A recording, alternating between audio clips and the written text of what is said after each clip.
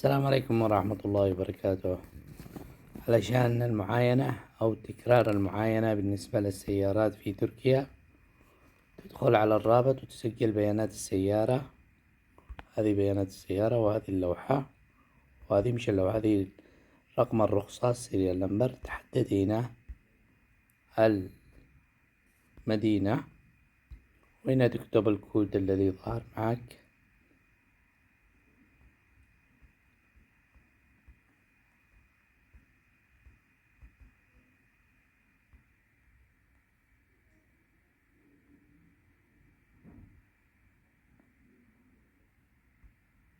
تعمل له دوام. كود غلط قال، نعيد الكود 2 كله كابيتال A واي بعدين 6. قرب الآن. تمام. مشى الآن يجي يقول لك إنه في معك ديون على السيارة يرجى سداده. لما يطلع أحمر، إذا طلع أخضر معناته ما فيش عليك أي ديون. استمر. هنا يقول لك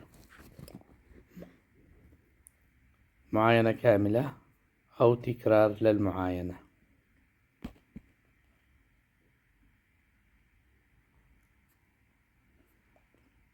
تحدد متى تشتي التاريخ اللي يناسبك.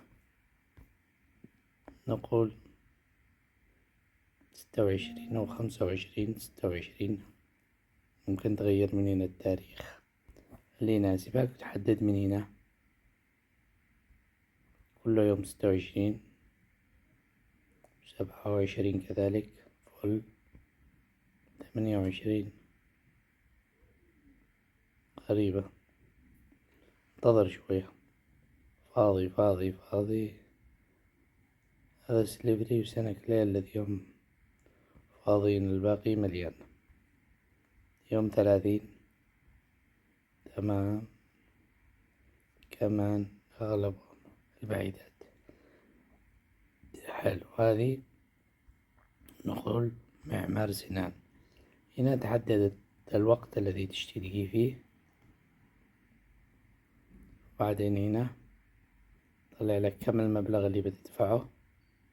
تقول له دوام. يكون هنا المرحلة تصلك الكود التلفون الذي حطيته، وتأكد موضوع الحجز. نرجع للخلف. الخطوة هذه الرابعة تحديد الوقت. الخطوة هذه كمان تحديد التاريخ والمنطقة. الخطوة اللي قبل التاريخ تاريخ الخطوة الثانية الذي تحدد ايش نوع المعاينة الذي تشيها، المعاينة كاملة، جزء أو تكرار. هنا تحدد نوع السيارة، دائما هي أوتوموبيل. هنا رجعنا المرحلة الأولى فيها اللوحة والرخصة، وطبعا هذا الرخصة هذه تطلعه من هنا. هذه الرخصة تطلعه من هنا على حرفين HO وبعدين الرقم هذا. تحياتي لكم.